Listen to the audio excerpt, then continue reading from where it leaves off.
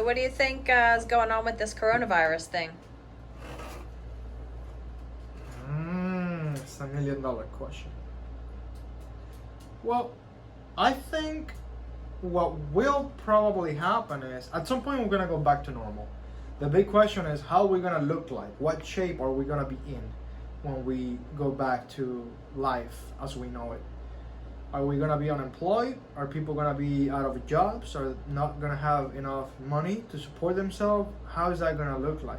What opportunities are gonna be? If you're in business, how does your business gonna look like?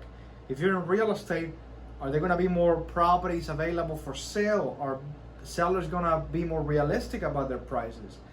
Are we gonna start seeing a wave of foreclosure 6 months from now? I don't know. The best thing to do right now is to prepare, be conservative, don't overspend money, cancel all the non-necessary subscriptions that you have, and just make sure that you're able to waive it, because the people that will benefit, the people that will come out victorious from what's happening right now are people that are financially conservative. Regardless of your political views, you need to be financially conservative now in order to reap the benefits later.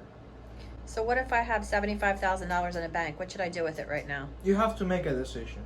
Do you want to tap into that $75,000 and pay your bills and then deplete that account that you have? Or do you want to make what I call smart financial decisions that will ensure that when you come out of this, you come out with the same amount or maybe even more than what you went in? If you have $75,000, what can you do? If you're a stock person, go buy some stocks you believe in.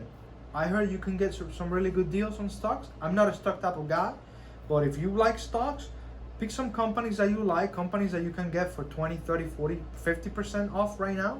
There are some companies out there, and go get them. I like real estate, okay? I'm a hardcore real estate guy. I like cash flow and I like real estate. If you don't like rental properties, lend them money. There's no shortage of people that are looking to borrow money right now, whether it's short term, whether it's long term, mid term, whatever the case is. Find somebody that you like, you trust, and you respect, and tell them, hey, look, I have certain amount of money. I want to make sure that I can keep this capital instead of spending it. What can I do? And if they're smart, and if they're doing everything by the book and they're righteous about it, they're gonna tell you buy rental properties or buy income producing assets. Whether it's the rental property, whether it's you lend the money and you get paid every single month, something that derives from the realm of real estate. As long as you're conservative on your estimates, on your loan to value ratio, and as long as you like the person and the deal, the person is equally important as the property itself. Because if you're dealing with a crook, you're gonna get burned.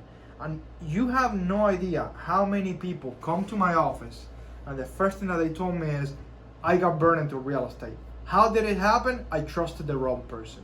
So you need to trust someone that is reliable, somebody that you see every single day hustling, somebody that is already established or it's up and coming, and you like him and you trust, and it's a person with a good reputation. So what if I own my home and I lost my job and I'm afraid that I'm not going to be able to make my mortgage payment? If you truly believe you're not going to be able to make your mortgage payments, call the bank. They're offering help right now. I heard some situations where they allow you to go for like 3 months without payments, but then you're going to have to pay it all back the following month. That's very risky. I've heard some other situations, other banks, that they are allowing people to not make the payment right now, and then they added it up at the end of the loan, which is probably the best thing to do, you know. So try to negotiate with your bank right now. If they have a similar program like that, I would take advantage of it, okay?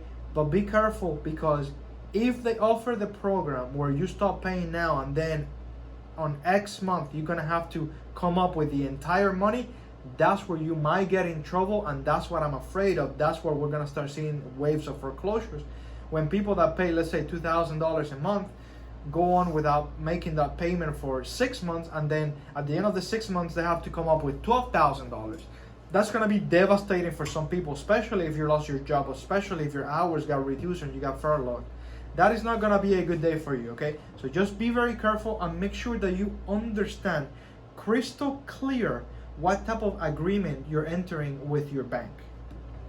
So I'm not sure about buying rental property. I like South Florida. I live here, but it's hard to find some, decent deals because everything's so expensive.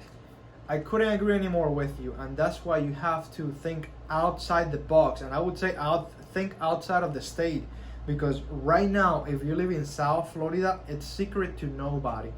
Prices are through the roof. My hope is that with this pandemic that we're experiencing, when we come out of it, people will realize what the true value of property is and eventually will come down. But in reality, nobody knows how long that's gonna take. So if you live in South Florida, you can invest in another place. You can invest in Georgia. There's nothing stopping you from living where you like to live and invest where the numbers make sense. That's what you need to do.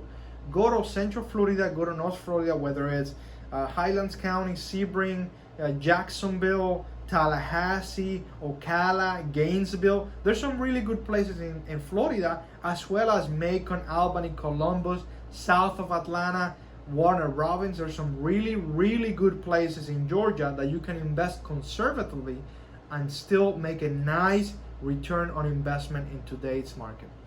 Well, what if I have $100,000 and I want to invest, but I don't want to deal with tenants and toilets? The easiest way to invest in real estate, collect monthly payments, and get rid of all the liabilities that you might have is to lend the money. There's no two ways about it, okay? Lending is a beautiful business.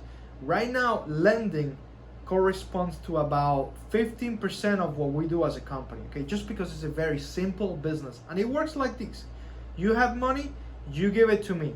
I go out there, find properties, or I go out there and find buyers. They buy the property, they put a big sizable down payment, and then you cover 70% of the purchase price that they're buying the property for. So if it's $100,000 property, you're only gonna have $70,000 in that deal. So you have that 30% nice fat equity, and you're gonna have a first lien position on it.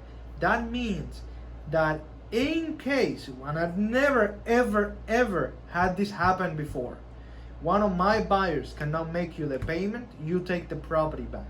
Now the advantage that Georgia has over Florida is that Georgia is a non-judicial state. So if you have to foreclose indeed on a property, the foreclosure process is way quicker than Florida. But if you want easy money, no headaches, no liability, minimum risk, get the money, lend it. You can make between 10 to 12% right now. You can make between 10 to 12% return on that money that you have sitting idle in your bank. That's awesome. Thanks so much for all the tips, Saul. You got it. Bye. Thanks for asking.